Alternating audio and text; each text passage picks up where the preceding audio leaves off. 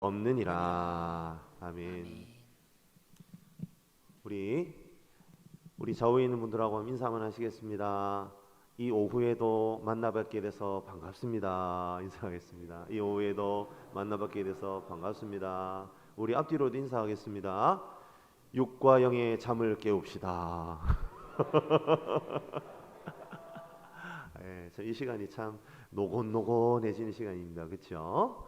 하지만 우리 하나님께서 세임 주시고 또 하나님의 말씀으로 우리를 깨워 주시면 우리가 힘내서 하나님의 말씀에 깊이 있게 우리가 사로잡힐 수 있을 줄로 믿고 나아갑니다.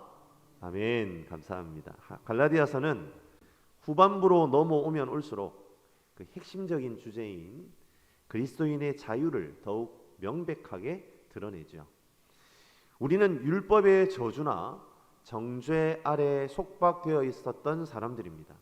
그러나 그리스도께서 우리를 그 속박으로부터 벗어나 자유케 하셨고 이제는 더 이상 죄의 종이 아니라 하나님의 자녀라는 것이지요. 이것이 바로 자유인으로서 그리스도인의 정체성이고요. 그 정체성이 무엇인지를 갈라디아서의 후반부로 갈수록 바울 사도는 더욱 분명하고 단호하게 우리에게 설명합니다. 그 그리스도인의 자유의 중심에는 다름 아닌 성령이 계시다는 것을 우리는 기억해야 합니다. 성령에 대한 언급은 3장부터 시작되고 있지만요. 성령으로 말미암은 그리스도인의 자유가 어떤 모습인가에 대해 가장 핵심적이고 구체적으로 드러나고 있는 부분은 다름 아닌 지금 우리가 살펴보고 있는 5장입니다. 그리고 5장의 후반부에 접어들면서 바울 사도는 그리스도인의 자유를 성령의 열매와 연결시키고 있습니다. 그런데 오늘 우리가 18절부터 23절을 이렇게 쭉 읽으면서 좀 이상하게 생각할 수 있는 부분이 있어요. 분명 18절에서 23절은 성령의 열매에 대해서 말하고 있는데 그 시작과 마지막은 율법에 대한 언급으로 시작이 되고 끝을 맺고 있다는 겁니다. 마치 괄호의 앞과 뒤가 되어서 문을 열고 닫는 것과 같은 구조를 연상케 합니다. 18절을 보시면 율법이 성령과 연결되어서 사용되고 있음을 보게 되죠. 우리 18절입니다. 같이 한번 한 목소리로 읽어보겠습니다. 같이 읽습니다. 너희가 만일 성령의 인도하시는 바가 되면 율법 아래에 있지 아니하리라. 이 율법과 성령을 어떻게 연결해서 사용하고 있습니까? 그렇습니다. 대조의 방법으로 사용합니다. 성령에 의해 인도받는 삶은 율법 아래의 종노릇하는 삶과 완전히 대조를 이룬다는 겁니다. 이 말은 결국 오늘 보면 18절부터 23절에 비추어 볼 때에 율법 아래의 종노릇하는 삶과 육신의 일을 도모하는 삶이 동일하다는 결론을 얻게 됩니다. 왜 율법에 매이는 것과 육신의 일을 도모하는 것이 같은 것이 됩니까? 이는 율법이 가진 죄를 깨닫게 하는 기능이 있기 때문입니다. 사랑하는 성도 여러분, 율법은 죄를 깨닫게 하는 기능을 가지고 있습니다. 오늘 우리가 읽었던 본문 19절부터 21절에 육신의 일이 무엇인지가 쭉 나열되어 있는데요. 이것은 우리가 생각해 볼 수 있는 모든 죄의 형태가 다 드러난다라고 보시면 될 것 같습니다. 율법은 이와 같은 육신의 일을 드러나게 하고 우리에게 이런 죄들이 있다는 것을 깨닫게 합니다. 그러나 율법이 결코 그것을 해결할 수는 없죠. 그렇기 때문에 결국 율법은 인간이 육신의 일을 도모하는 것을 멈출 수 없습니다. 멈추게 할 수가 없어요. 하지만 성령에 의해 인도되는 삶은 율법 아래에 있는 것과 달리 육신의 일을 하지 않게 합니다. 왜 그렇습니까? 그 이유는 성령은 반드시 열매를 남기기 때문입니다. 그 열매가 다름 아닌 22절에서 23절에 사용되고 있는 그 9가지의 성령의 열매 아닙니까? 성령이 반드시 열매를 남긴다는 것이 우리에게 가르쳐주는 바는 바로 성령께서 우리 안에 역사하시고 우리가 그 성령에 온전히 순종하게 되면 반드시 우리 안에 19절부터 21절에 나타난 육신의 일을 거부할 수 있고 그 죄의 길을 걸어가지 않도록 하는 힘이 생긴다는 겁니다. 그 힘이 바로 성령의 열매이죠. 하지만 율법은 어떻습니까? 율법이 죄를 드러내기는 하지만 죄를 해결하지 못하는데 그 이유는 율법은 남길 수 있는 열매가 없기 때문입니다. 우리 함께 23절입니다. 같이 한번 읽어볼게요. 온유와 절제니 이 같은 것을 금지할 법이 없느니라. 여기에서 이 법은요, 사실 18절에 사용된 율법하고 같은 겁니다. 그러니까 무슨 얘기냐면 이 같은 것을 금지할 율법은 없다, 이런 얘기예요. 자, 여기에서 이 같은 것은 우리 이제 22절부터 쭉 나열되는 그 성령의 9가지 열매를 말하겠죠. 그런데 그 9가지 열매들을 금지할 법이 없다라고 해석한 부분을 정확하게 헬라어 원어 성경으로 해석을 해보면 그 열매들에 대항하는 율법은 존재하지 않는다. 제가 법이 율법이라고 했잖아요. 그러니까 이 열매들에 대항하는 율법이 존재하지 않는다. 그러니까 한글 성경하고는 조금 의미가 다른 거예요. 그러니까 이게 무슨 얘기냐면 성령과 율법의 관계를 열매라는 측면에서 이렇게 정립해 볼 수 있다는 겁니다. 율법은 결코 성령처럼 열매를 맺을 수 없다는 겁니다. 그러니까 이 열매들을, 그러니까 성령이 맺는 이 열매를 맺는 것과 같이 그렇게 열매를 맺히는 율법은 없다, 이 말이에요. 뒤집어서 말하면 성령처럼 열매를 남기는 율법이 존재하지 않는다는 말입니다. 성령의 열매를 맺어 육신의 일을 도모하지 않게 할 만큼 율법은 우리 안에서 그런 열매를 남길 수가 없다는 거예요. 그럴 힘이 없다는 겁니다. 율법은. 그러하기에 오늘 본문에서 율법이라는 단어는 부정적인 쓰임으로 본문의 내용을 또렷하게 드러내는 괄호의 역할을 하는 겁니다. 사랑하는 성도 여러분, 우리는 이러한 율법과 성령의 관계를 보면서 왜 성령 충만함을 유지해야만 하는지에 대한 답을 얻게 됩니다. 왜 우리는 성령의 충만함으로 매 순간 살아드려야 합니까? 성령의 충만함이 없으면 우리는 자연스럽게 육신의 일을 도모할 수밖에 없기 때문입니다. 제가 부산에서 이제 부교육자 생활을 할 때 한 동료 목사님께서 설교 시간에 이런 말씀을 하신 게 제가 기억이 나요. 하나님을 사랑하는 것은 전부를 다하는 사랑이다. 제가 그때 그 설교의 내용이 참 마음에 남아요. 지금도 마찬가지라는 겁니다. 그리스도인의 삶에서 절반만 베팅하는 것은 없다는 거예요. 반반 사랑하고 절반은 어떻게 뭐 좀 이렇게 충전해서 살아가는 삶 있을 수 없다는 말입니다. 그리스도인의 삶은 마치 투쟁과 같습니다. 그래서요, 우리의 마음의 전부를 들여서 성령의 충만함으로 풍성한 열매를 맺는 삶을 살지 못하면 우리는 어느샌가 육신의 일에 우리의 마음을 점령당하고 만다는 거예요. 마음으로 간음하고 방탕하고 자기 자신을 숭배하고 분노와 경쟁에서 헤어나오지를 못하는, 질투에 눈이 멀어서 남을 헐뜯고 명예의 술에 취해서 자신을 높이고 교만에 허덕이는 삶, 그렇게 산답니다. 무언가 큰 잘못을 저지르게 될 때 말인가요? 아닙니다.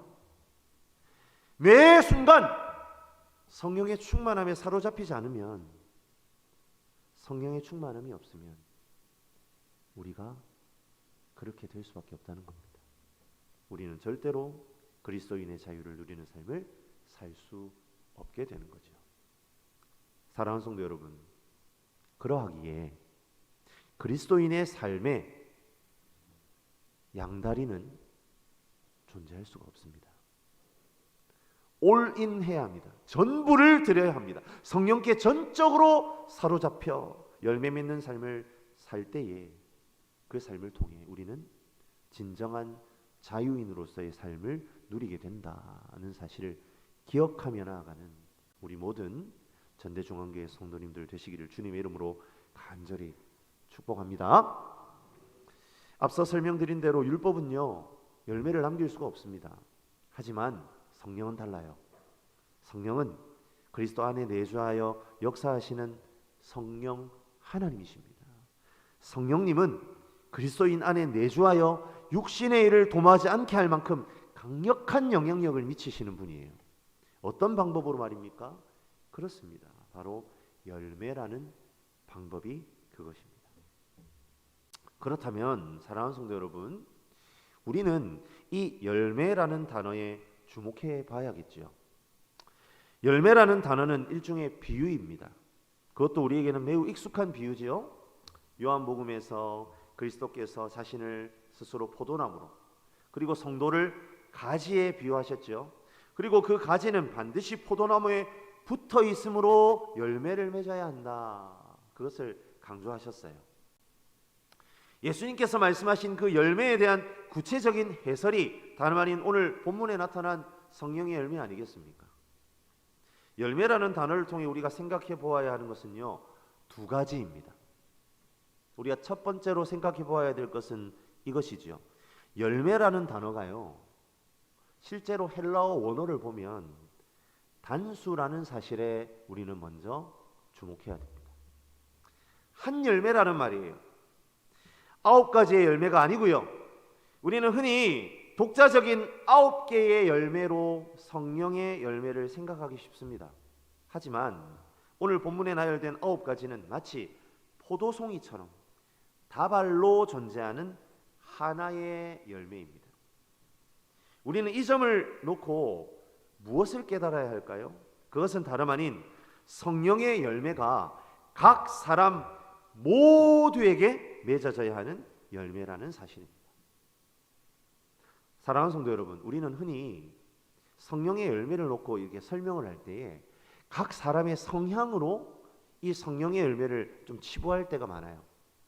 아, 이 집사는 말이야, 사랑이 많으니까 그런 거지, 나는 그렇게 못한다. 우리 박 권사님은 절제가 타고나신 분이잖아요. 저하고는 차원이 다르시지요. 이런 식으로 내 안에 드러나지 않는 성령의 열매에 대해 면죄부를 주려고 한다는 겁니다. 나는 사랑은 없어도 충성은 있다, 이런 식으로 위안을 삼으려 할 때가 많다는 말입니다. 하지만 오늘 하나님의 말씀이 우리에게 가르쳐 주시는 바는 그렇지 않음을 기억하시기 바랍니다. 말씀은 우리에게 그렇게 말하지 않아요.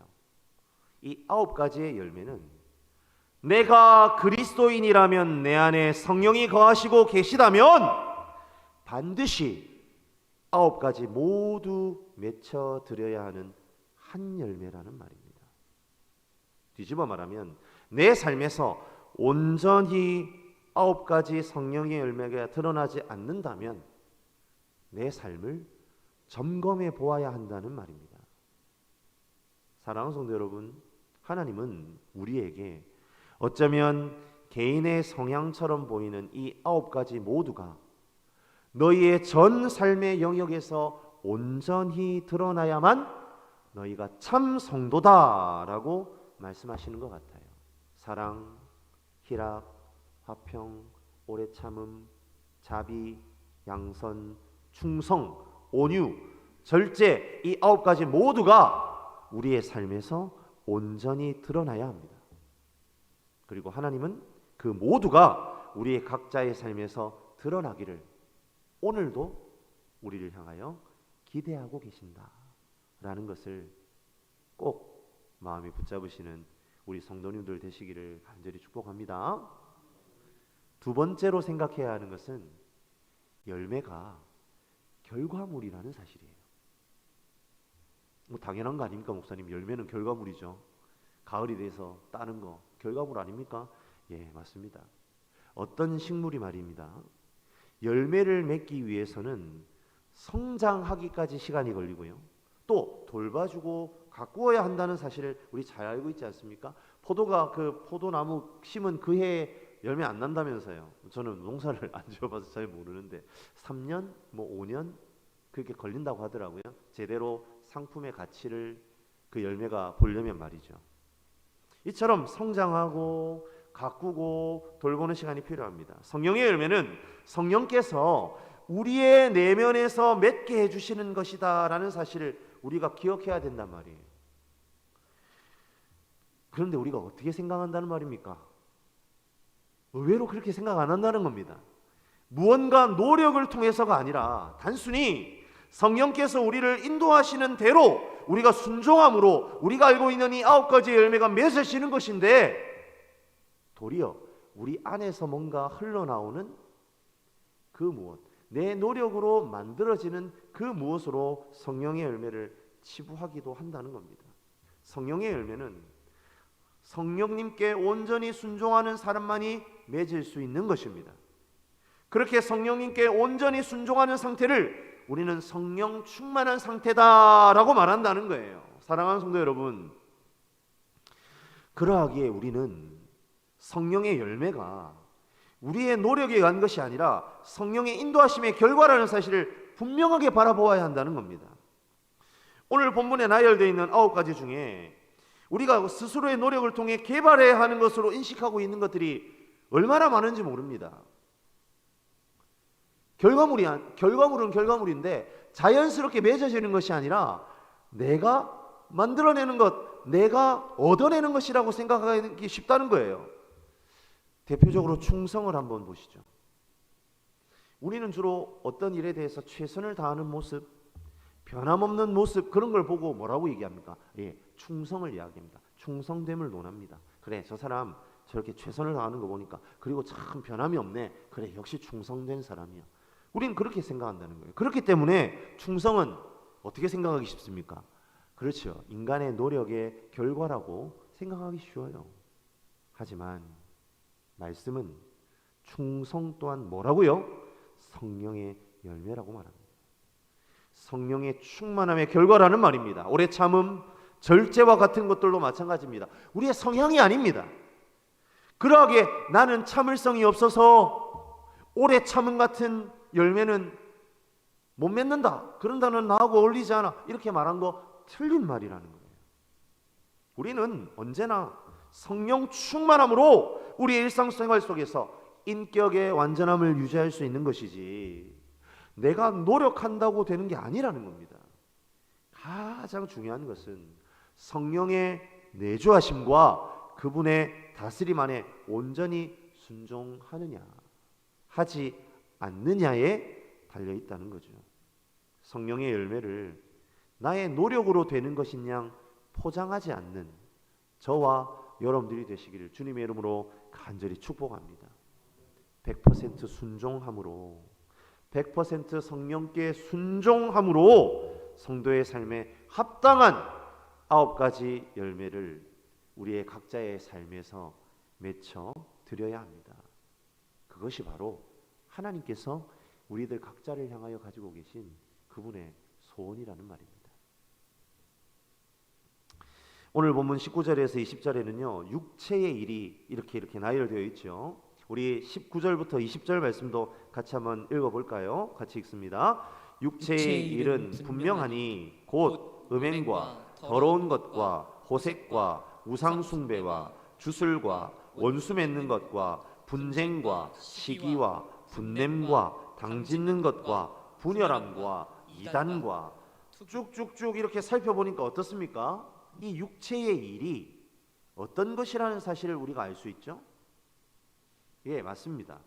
육체라는 이름을 붙이고 있지만 대부분이 우리의 내면에서 일어나는 일이라는 사실입니다. 지난 시간에도 언급드렸지만 바울 사도는 이 갈라디아서 5장에서 육체라는 이 단어를 우리가 손으로 잡을 수 있는 이 몸을 지칭하는 말로 사용하지 않습니다. 여기에서 육체는 인간의 죄된 본성입니다. 그렇기 때문에 인간의 죄된 본성이 하는 일은 자연스럽게 우리의 내면에서 일어나는 일입니다. 우리의 내면에서 일어나는 일을 제어하고 억제하기 위해 성령께서는 우리 안에 내주하시고 22절부터 23절에 나타난 성령의 열매를 우리의 내면에 맺게 하십니다. 그래야만 내면의 문제가 해결되기 때문이죠. 우리 22절부터 23절 말씀도 같이 한 목소리로 읽습니다. 오직 성령의 열매는 사랑과 희락과 화평과 오래 참음과 자비와 양선과 충성과 온유와 절제니 이 같은 것을 금지할 법이 없느니라. 사랑하는 성도 여러분, 우리는 외면의 주의를 기울일 때가 참 많아요. 어떤 행동을 하는가 하지 않는가가 그 사람의 판단 기준일 때가 많다는 거예요. 그래서 외적인 환경만 잘 조성을 해주면 인간은 건강할 거야. 외적인 환경만 잘 조성해주면 인간의 내면에 어떤 것이라도 조정하고 만들어낼 수 있어. 그게 세속의 행동주의라는 심리학의 원리입니다. 행동주의라는 이 심리학을 주장한 왓슨이라는 심리학자가 그렇게 얘기를 했어요. 나에게 잘 짜여진 환경에 백지와 같은 6명의 아이를 나에게 달라. 그러면 나는 그 아이를 한 명은 정치가로, 한 명은 운동선수로, 한 명은 뭐로, 한 명으로 뭐로 각 분야의 사람으로 내가 만들어 보이겠다. 환경만 조성하면 그 사람의 내면을 조정할 수 있다. 만들어낼 수 있다. 얼마나 교만한 생각입니까? 하지만 성경은요, 언제나 우리의 내면을 주의하라고 말하고 있습니다. 우리의 마음에 들어있는 것이 우리의 행동으로 나타나기 때문이죠.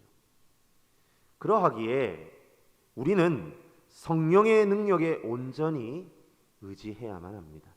우리의 마음을 변화시킬 분은 오직 성령님 뿐이시기 때문이죠. 성경의 9가지 열매에 대해서 우리 좀 더 세밀하게 살펴보기를 원합니다. 성령의 9가지 열매는 3개의 범주로 구분을 해볼 수가 있어요. 그리고 그 범주마다 각각 특징이 있습니다. 먼저 첫 번째 범주는 사랑, 희락, 화평. 순서대로입니다. 사랑, 희락, 화평. 이 첫 번째 범주입니다. 그리고 그 다음은 뭘까요? 그렇죠. 오래 참음, 자비, 양선. 그리고 마지막 범주 충성, 온유, 절제. 이렇게 3개의 범주로 나눠볼 수 있습니다. 자, 우리 첫 번째부터 한번 살펴보겠습니다. 첫 번째, 사랑, 희락, 화평. 이 3가지는요, 오직 하나님으로부터만 말미암는 것이다 라는 특징을 가지고 있어요. 사랑이, 여기에서 쓰인 사랑은요, 헬라어로 아가페입니다. 여러분 잘 아시다시피 아가페는요, 신적인 사랑, 무조건적인 사랑을 지칭하는 사랑에 대해 해당하는 단어입니다. 하나님만이 하실 수 있는 자기희생적이고 불변하는 사랑, 이것은 결코 인간이 만들어낼 수 없죠. 하지만 하나님의 주권에 온전히 순복한 성령 충만한 사람은 이 사랑을 마음에 열매 맺을 수 있답니다. 희락은 어떻습니까? 우리가 익히 알고 있는 어떤 좋은 일을 만났을 때 나타나는 행복감, 그것을 이르는 단어가 아닙니다. 헬라어로 이 희락은요, 카라라고 부르는데요, 이 단어는 어떠한 외적인 조건에도 불구하고 마음속에 존재하는 내적인 기쁨입니다. 사람은요, 외적인 환경에 의해서 어쩔 땐 좌우될 수밖에 없지 않습니까? 하지만 하나님의 주권에 온전히 순복한 성령 충만한 사람은 외부의 어떠한 불만족스러운 조건 속에서도 풍성하고 깊은 만족을 마음에 간직할 수 있다는 말입니다. 화평은요, 헬라어로 에이레네입니다. 이것은 어떠한 역경 속에서도 지속되는 내적인 고요함입니다. 어떻게 이런 화평이 우리 가운데 존재할 수 있을까요? 어떠한 환경 속에서도 하나님의 주권은 있고 하나님의 인도하심이 있다는 확신이 있을 때에만 우리는 잠잠할 수 있습니다.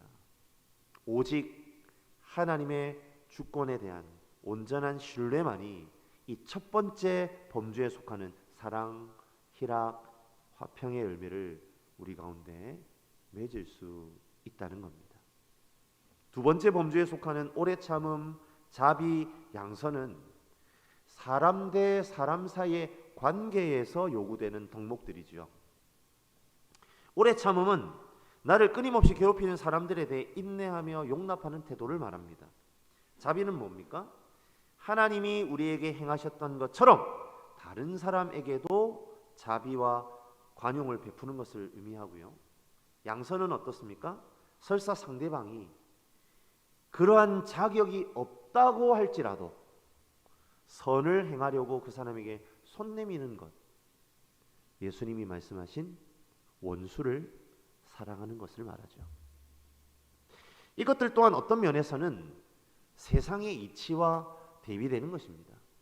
어떻게 고난이 반복되는데 참고만 있을 수 있겠어요? 징계가 주어져야만 할 것 같은 판단이 서는 누군가가 있습니다. 그런데 그 사람을 어떻게 그냥 놔둬요? 악에는 악으로 갚아야 할 것 같은 기분이 들 때가 있지 않으십니까? 그런데 말입니다. 하나님은 우리에게 오래 참음, 자비, 양선을 주문하십니다.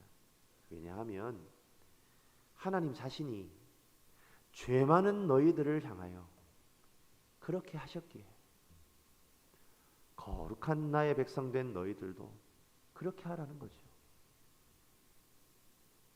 정말 자격 없는 존재들 아닙니까? 그냥 하나님께서 그냥 손가락으로 꾹 눌러서 마치 피를 많이 빨아먹은 모기 잡아서 손바닥에 터뜨려서 피가 튀기는 것처럼 그렇게 해버려도 시원찮을 존재들이 우리인데 하나님 우리를 그렇게 대우하지 않으시고 도리어 자신의 아들을 그렇게 우리에게 내어주셨지 않습니까? 하나님이 그렇게 하셨다. 그렇게 본보기를 우리에게 보여주셨지 않습니까? 그러하기에 거룩한 나의 백성 된 너희들아, 너희도 그렇게 해라. 그 열매를 맺어라. 우리에게 말씀하시는 것이지요. 마지막 범주에 속하는 충성, 온유, 절제는 자기 자신에게로 향하는 하나님의 은혜입니다. 충성은요, 그리스도인으로서 내가 얼마나 신뢰할 만한가 라는 물음에 대한 답이고요. 온유는 그리스도께서 보여주신 겸손함에 대해 나는 얼마나 순종하고 있는가에 대한 답변이며, 절제는 얼마나 자기 자신을 악한 생각과 행동으로부터 통제하고 있니? 라는 질문에 대한 답입니다. 나 자신에게로 향하는 하나님의 질문에 대해 우리가 어떻게 답할 수 있어요? 우리의 힘으로 여기에 대해서 답할 수 있으십니까? 성도님들, 너 얼마나 신뢰할 만한 사람이야? 어떻게 대답하시겠어요? 내 능력으로 신뢰를 보여드릴 수 있습니다. 야, 너 얼마나 겸손하고 너 얼마나 순종하니? 물으신다면 어떻게 대답하실 수 있겠어요? 우리 성도님들 안에 그 순종을 감당할 만한, 그 순종을 만들어낼 만한 그 무엇이 있으셔요? 너 얼마나 악한 생각으로부터 너 자신을 통제하고 있니? 성도님들 가능하세요? 악한 생각, 악한 행동으로 막 옮겨가는 거, 내 의지와 내 힘을 동원해서 그것 가능하세요? 하나님 뭐라 말씀하십니까? 충성, 온유, 절제, 그거 내가 너에게 주는 은혜야. 그게 답인 거죠. 하나님 은혜 아니면 우리가 어떻게 충성된 삶을 삽니까? 하나님 은혜가 아니면 우리가 어떻게 온유할 수가 있어요? 하나님의 은혜가 아니면 우리가 어떻게 절제하겠습니까? 하나님 우리에게 그렇게 내가 성령 하나님, 성령인 내가 너 안에 있으니 나에게 순종함으로 그 열매를 맺어라. 우리에게 말씀하고 계십니다. 말씀을 마무리합니다.